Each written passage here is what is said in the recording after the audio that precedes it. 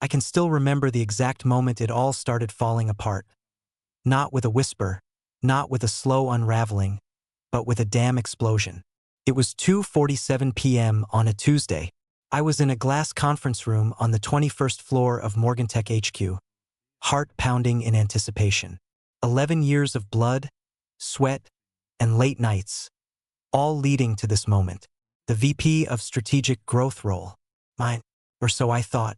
Across from me sat Madison, my sister-in-law, the icy CEO with the kind of smile you couldn't trust even if she wrapped it in gold.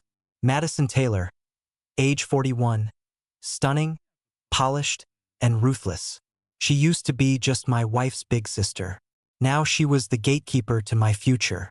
"You've done incredible work, Travis," she said, her voice silk hiding razors. But the board went another direction. I blinked. Another direction? She didn't even flinch. "We've decided to bring in someone fresh, younger, more in tune with the new wave." She smiled like a wolf. "Nothing personal." And then he walked in. Tanner Blake, 24, a baby-faced TikTok finance guru who once spilled whiskey on my keyboard at last year's Christmas party. Madison's consultant. I watched as he plopped down in my future chair, chewing gum like he owned the damn floor. I didn't say a word. I just stood up, looked Madison in the eyes, and left. I was trembling in the elevator. Not from rage. Not yet. But from something worse, humiliation. 11 years. I trained half the people in that department. Madison and I had built that division together, back when she still respected me. But now, she tossed me out like a warm soda.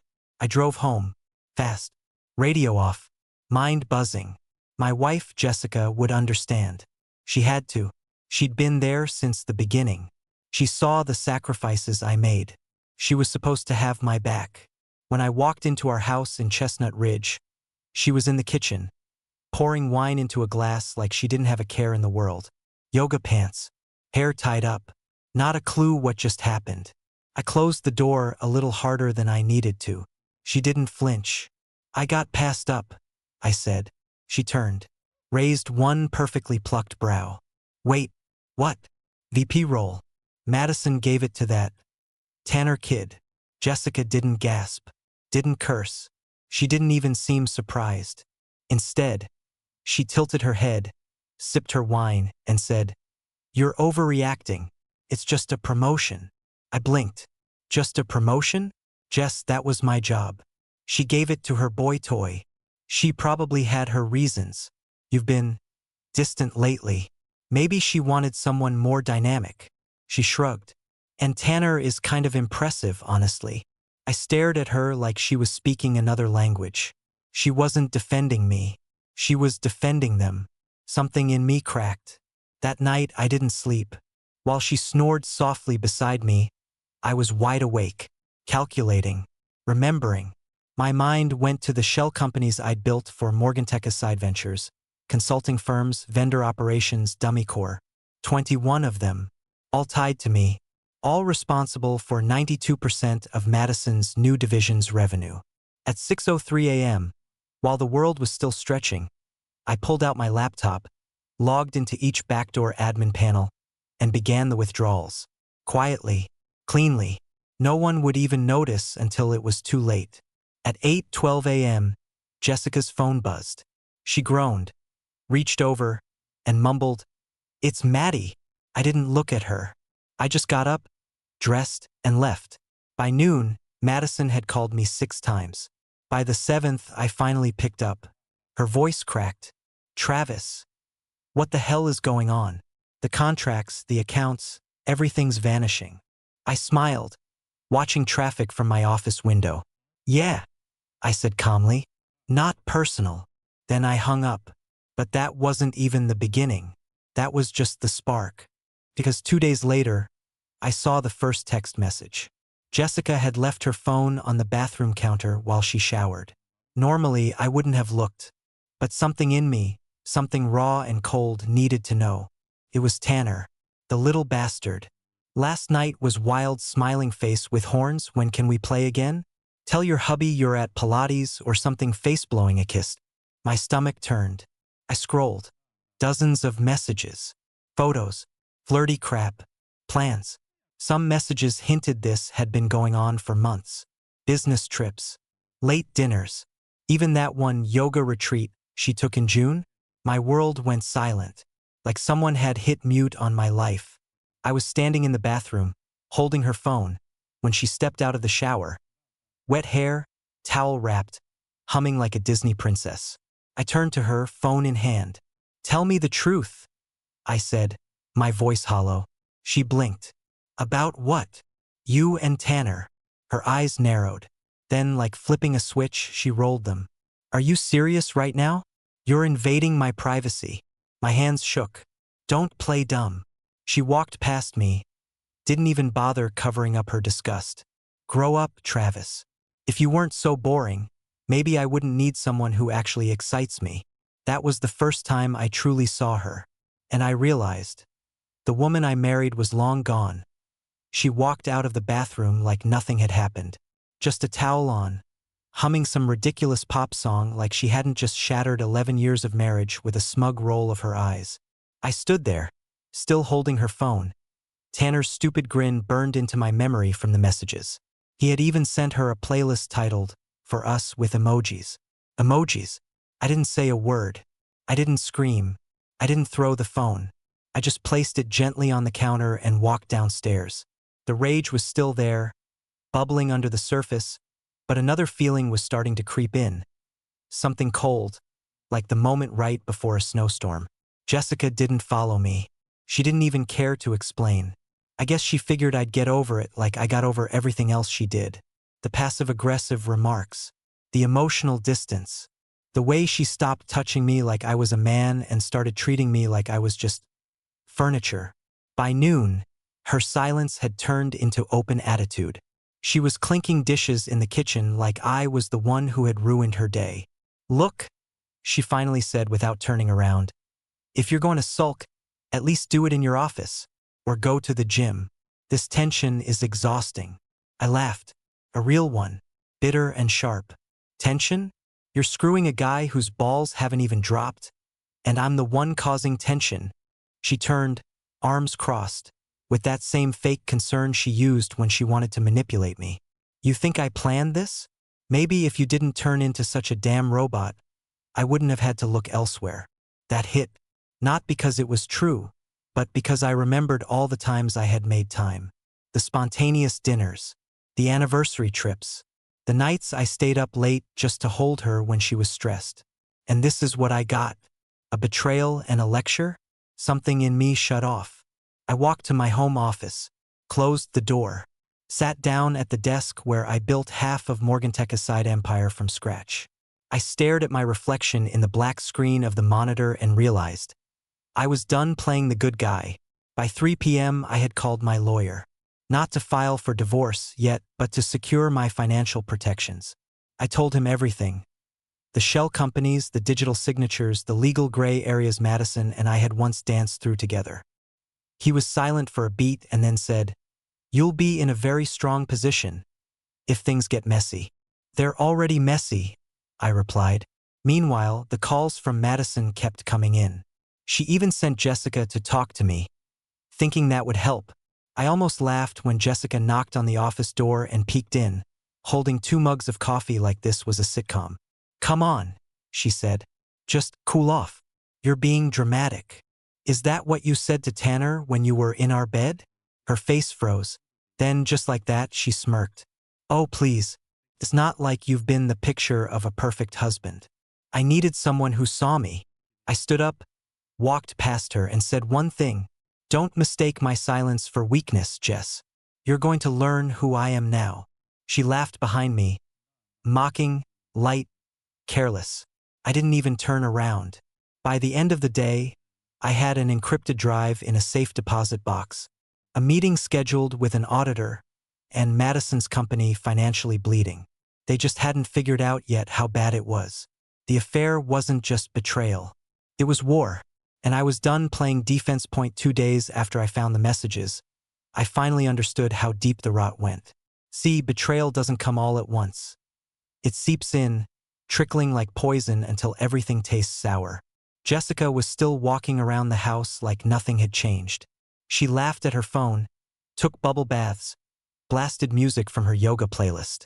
Not a single shred of remorse. Not one tear. Just smugness, like she was already living in a new reality where I didn't matter. But I was paying attention now. I started watching, listening, checking timestamps, bank statements, GPS logs she forgot I had access to. And one night, while she was asleep, I connected the dots. There weren't just messages from Tanner. There were receipts. Expensive dinners she claimed were client events.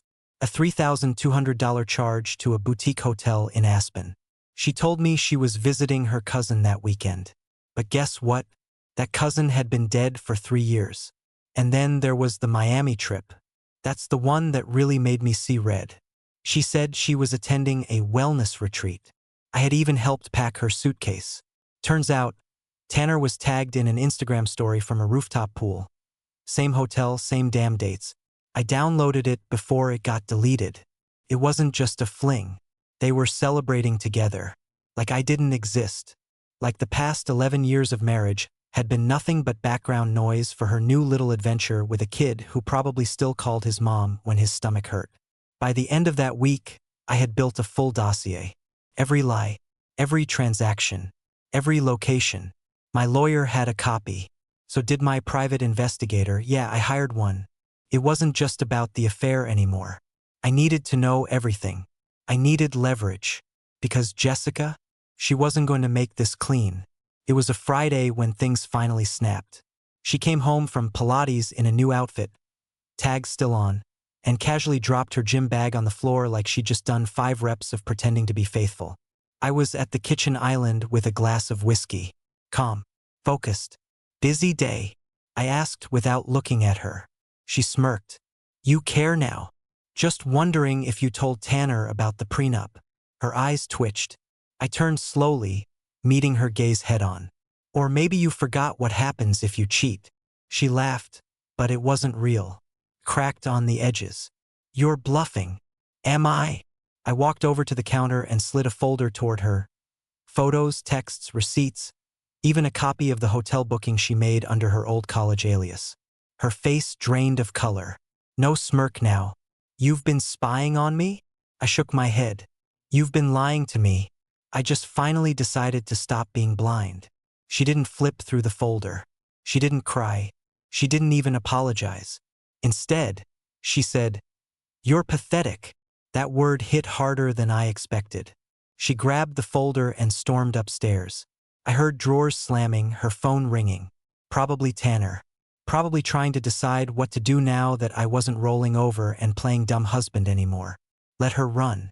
Because by now, Madison had figured out the bleeding wasn't a blip. Her golden boy wasn't saving anything. Their investors were panicking. Contracts were failing. Revenues were cratering. And Tanner? He was starting to sweat. Because he hadn't just taken my wife. He'd taken my future, my job, my respect.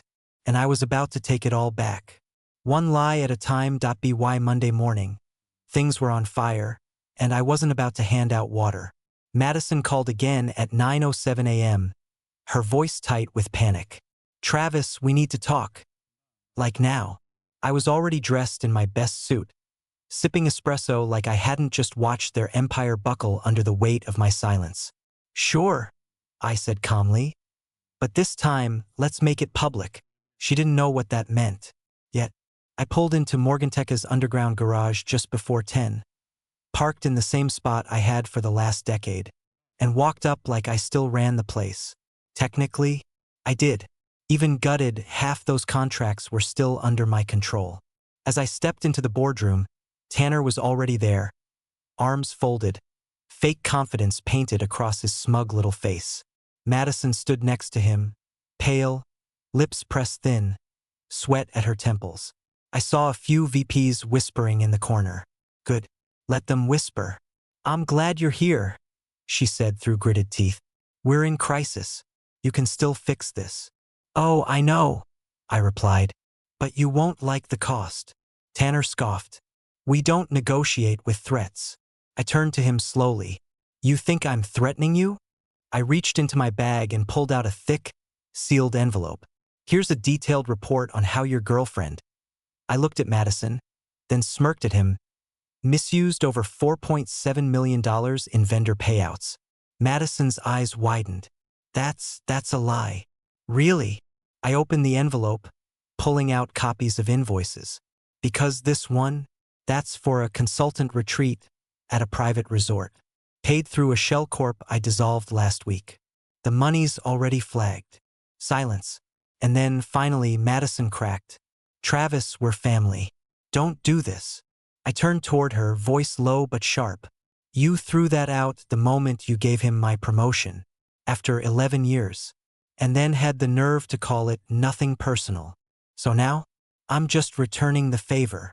She dropped into a chair, face buried in her hands. Tanner looked like a kid caught cheating on a test. Confused, embarrassed, trying to look tough but seconds from pissing himself. I leaned across the table. The board already knows. By noon today, an emergency vote will strip both of you of executive power. I've got more than enough leverage. And Jessica, I laughed dryly. Let's just say she picked the wrong idiot to play house with. They didn't even respond. They couldn't. I walked out of that building without looking back, passing shocked faces and hushed whispers. I had become something they never expected. The quiet guy who'd finally snapped. Back home, Jessica was pacing. She must have gotten the call. Her phone buzzed nonstop. Madison, Tanner, unknown numbers. She looked up as I walked in. What did you do? I set my keys on the table. Cleaned up the mess you helped create. Her eyes narrowed. You ruined your career over some bruised ego. No, I said, stepping closer. I ruined yours. Mine's just getting started again. She flinched. That smug attitude was gone now. No yoga playlist, no new outfits. Just panic. Real panic. I leaned in close enough to smell her perfume, one I used to love. And now you're going to pack your things. Because you have exactly 72 hours to be out of this house. You can't. I can, I said, holding up the signed prenup. And I am. She looked like she wanted to scream, cry, beg, all at once. But she didn't. She just stood there, stunned. And for the first time in years, I was the one in control. I went upstairs, closed the door, and poured myself a drink. Outside, the sun was shining. Birds were chirping. And the empire that once tried to bury me was now burning at my feet. It wasn't revenge. Not really. It was justice. The house felt quieter after I gave Jessica the deadline. Not peaceful, just eerily empty. Like a battlefield after the smoke clears, and you're standing in the middle of the wreckage trying to remember who you were before the war started. I didn't sleep that night. Not because I was angry. No, that part had passed. It was something else. A stillness. A hollow echo that kept bouncing around my chest. I lay in bed, staring at the ceiling, wondering how I had lived with a stranger for so long without seeing it. By morning, Jessica had started packing. I didn't help. I didn't speak. She didn't ask. Her face was pale, makeup smudged from what I assumed was a sleepless night. I watched her move around like someone doing inventory after a break-in, deciding what was still worth keeping. On Tuesday, she tried one last time. I was in the garage, checking on some of my archived paperwork, when she came in quietly and leaned against the doorway. I didn't mean for any of this to happen, she said. You were just gone. Even when you were here. I didn't look at her. So that's the excuse? I made you cheat by being stable? She stepped closer. You didn't see me anymore. I turned. You're right. I didn't see you anymore. But that's because you weren't you. You were already his. She didn't have a comeback for that. For the first time in a long while, Jessica looked like she actually felt something. Maybe guilt. Maybe regret. Maybe just the weight of a life she threw away for a fling with a 24-year-old wannabe executive who wore designer sneakers and still said vibe check. I thought you'd fight for me, she whispered. I laughed, bitter and short. You didn't want a husband, Jess. You wanted a fool.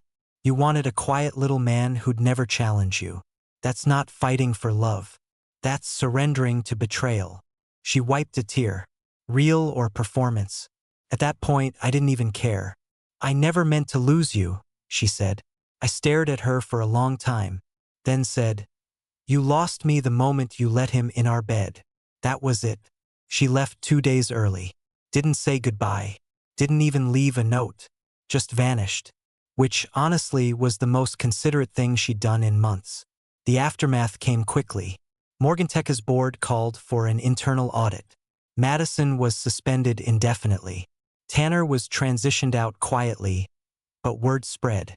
You can't fake competence for long when the numbers fall apart. I didn't return to the company. I didn't need to. The industry knew what happened. Recruiters started calling. My inbox filled up. Some with job offers. Others with, we heard what you pulled, legendary messages. But I wasn't ready to jump back in. Not yet. I needed time. I rented a condo downtown. Sleek, quiet, minimal. I started journaling. Something I hadn't done since college. Just raw thoughts. Pain. Confusion. Traces of who I used to be before marriage, before betrayal, before I learned how quickly love can curdle into contempt. Some nights, I'd find myself scrolling through old photos. Anniversary dinners. Beach vacations. Laughing selfies in the kitchen. I didn't delete them. I wanted to remember how real it once felt. Even if it was a lie by the end, it had been something. But the strange part? The more distance I got from her, the more I began to feel like myself again. Not just the man she married, but the man before her.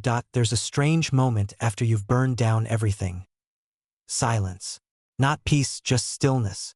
A kind of breathless, suspended quiet, where you're not sure if you're free or just alone. That was my life for the first few weeks after Jessica left. The condo was clean but sterile. No pictures on the walls. No smell of her perfume lingering in the hallway. No one slamming drawers or laughing too loud over Instagram reels. Just me, a leather couch, and the soft hum of city traffic outside the window. I'd wake up early, hit the gym like I used to before life turned into boardrooms and dinner fights. I stopped drinking every night, cut the whiskey down to weekends, started cooking for myself again, real food, not takeout, not frozen meals. I even learned how to make a damn good risotto. It was almost like I had to relearn how to be alone, but not lonely. Because here's the thing. When you spend years living in the shadow of someone else's ego, you forget your own shape. You shrink, bit by bit, compromise after compromise, until one day you don't recognize the guy in the mirror. But slowly, I started to see him again. One afternoon, I walked past a mirror on the way out and had to stop. My shirt fit better. My eyes weren't tired. My posture didn't scream defeat. It hit me like a gut punch. I looked like me again. Not Travis the husband. Not Travis the employee. Just Travis. I had no desire to date. Not yet. The thought of intimacy, real or fake, felt distant, tainted. I wasn't bitter, but I was cautious. Love, I'd learned, could be camouflage for control. That didn't mean I was done healing. There were moments, quiet ones, where grief snuck in. Like the time I heard her favorite song playing in a cafe and had to step outside. Or when I saw a couple fighting in the grocery store and realized how normal that used to feel. But instead of shoving those feelings down, I let them rise. Let them sting. Then let them pass. That's what rebuilding looked like for me. Not bulldozing the past, but acknowledging it, learning from it, and then setting it down where it belonged. The hardest part? Forgiving myself. For missing the signs. For making excuses for her. For loving someone who stopped loving me long before I admitted it to myself. One night, a friend from college, Evan, reached out. We hadn't spoken in years, but he'd heard through the grapevine about what happened.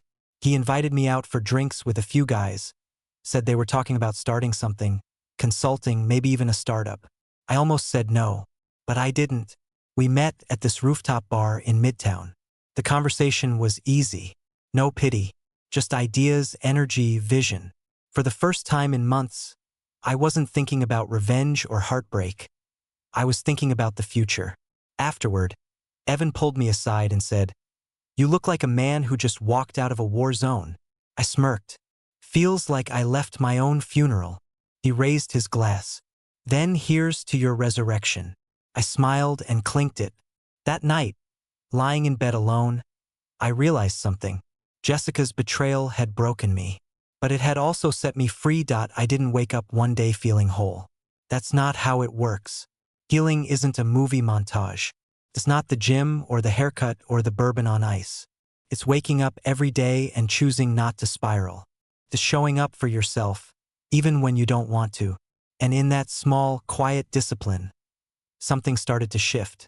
The idea Evan had mentioned over drinks, it grew fast.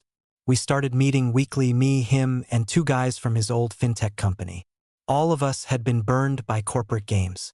All of us had something to prove. We formed a startup focused on corporate restructuring, ironic, given how I dismantled Madison's empire like a Lego set.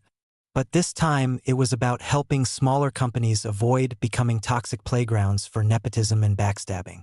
We called it Civitas Core. Clean, sharp, no fluff. Within 2 months, we had clients knocking. The money started coming in. Not Madison-level millions, but steady, honest, and mine. And more than that, I was finally building something on my own terms. No kissing rings. No politics. Just execution and clarity. Madison tried to reach out again once. Sent some long-winded email full of legal speak and fake apologies. I didn't even open it. I forwarded it to my lawyer with the subject line, "File under irrelevant." Jessica, on the other hand, stayed quiet. For a while. Until she didn't. I was leaving the office one evening when I saw her standing outside the building. Same perfect hair. Same fake calm. But her eyes were different. She looked weathered. Like reality had finally started clawing at the door. "Can we talk?" she asked. I didn't answer. Just stared at her. "I'm not here to start anything," she said quickly.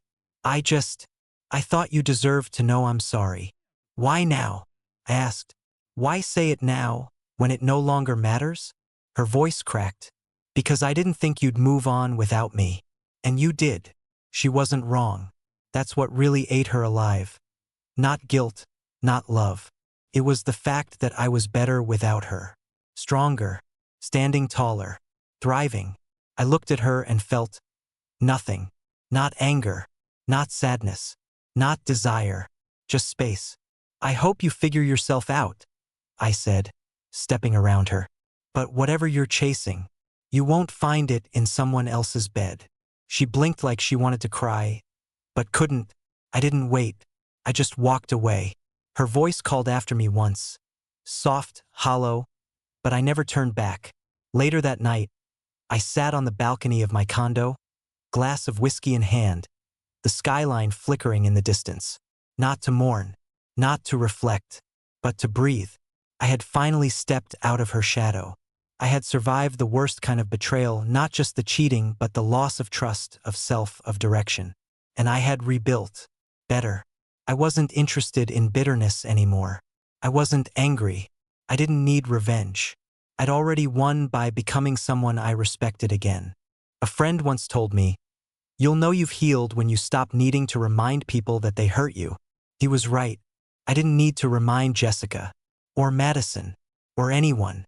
They would remember. It's strange. The way pain rewires you. You think the worst part of betrayal is the moment you discover it. That gut punch, that breathless sting. But it's not. The worst part is what comes after. Is waking up the next day and realizing your reality has changed. But the world outside hasn't. Birds still sing. Coffee still brews. Emails still flood your inbox. But you're not the same. Now, standing on the other side of all that, I see clearly what I couldn't see back then. The betrayal wasn't the destruction of my life. It was the exposure of its cracks. Jessica didn't just cheat on me. She exposed the quiet truth I had been too proud or too blind to admit. I'd built my world around someone who never intended to protect it. I made her the center of my gravity, and when she collapsed, everything else went with her. But not anymore. Civitas Core is thriving. We've closed 3 contracts in the last month, and next quarter's projections are already surpassing anything I ever did at Morgan Tech. Feels good not just to succeed, but to do it clean. No games, no politics, just honest work and sharp minds. I hired 2 interns last week. Fresh grads. Ambitious. Idealistic. One of them asked me during a coffee break, "What's the one lesson you wish you'd learned sooner?" I didn't even hesitate. Don't invest your soul in someone who treats your loyalty like a lease. He nodded like he understood. Maybe he did. Or maybe he will someday. As for Jessica, I haven't heard from her again. Last I heard, she moved out of state. Rumors say she tried dating some investment banker. Didn't last. Surprise, surprise. I don't wish her pain. I don't wish her happiness either. I wish her distance. Because the version of me that tolerated her, he's gone. Every now and then, I still get the occasional message from people who knew us, old friends, mutual contacts. They always dance around the topic, unsure if it's okay to mention her. I always smile and say the same thing. She's the past. I'm too busy living the future. Funny thing is, they always look more relieved than I do. The pain? Faded. Not because time healed it, but because I outgrew it. You stop hurting over people who no longer belong in the life you're building. And I've built a damn good life. I started hiking again. Something I gave up years ago because she hated bugs and didn't like sweating. I signed up for a photography class. Bought a used Ducati. Took a solo trip to Lisbon. Got drunk with strangers who didn't know my past and didn't care about it. It was liberating. I'm not chasing happiness anymore. I'm just chasing truth. And the truth is, everything I went through, the lies, the humiliation, the loss, it didn't break me. It revealed me. To any man reading this, stuck in the fog of betrayal, questioning his worth because some woman treated him like a disposable option. Hear me, you are not broken. You are becoming. Let her go. Let the bitterness die. Let the version of you that needed her die too. Then start again. Build slow. Build strong. And when you rise and you will, don't look back. She already knows what she lost. But more importantly, you'll finally know what you gained.